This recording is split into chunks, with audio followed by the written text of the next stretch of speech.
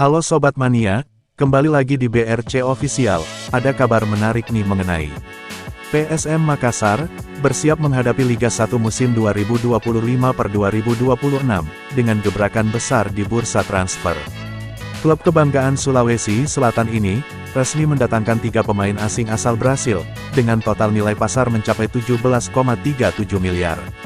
Kehadiran mereka, diyakini bakal membawa nuansa baru, dan meningkatkan daya gedor tim berjuluk Juku Eja. Langkah agresif ini, menjadi bagian dari strategi pelatih Bernardo Tavares, untuk merombak kekuatan lini depan. 3 nama yang direkrut adalah, Savio Roberto, Lucas Dias, dan Alex Tanque. Masing-masing memiliki karakteristik, dan pengalaman bermain di berbagai kompetisi internasional. Meski belum seluruhnya diumumkan secara resmi, 2 dari 3 pemain, yakni Lucas Dias dan Alex Tanque, telah diperkenalkan kepada publik. Sementara Savio Roberto, dikabarkan segera menyusul. Kehadiran ketiga pemain asal Brasil ini, menjadi sinyal tegas, dari manajemen PSM Makassar, untuk kembali bersaing di papan atas klasemen Liga 1.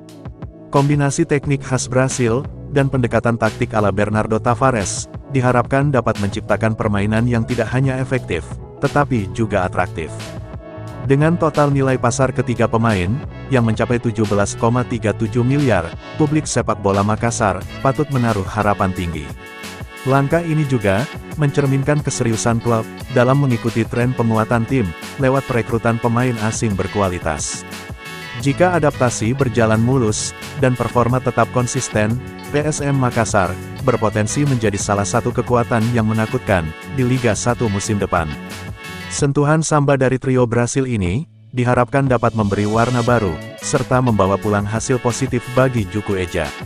Musim baru ini, menjadi momentum transformasi, bagi PSM Makassar. Dari permainan keras dan disiplin, menuju sepak bola modern, yang berpadu dengan flair khas Brasil.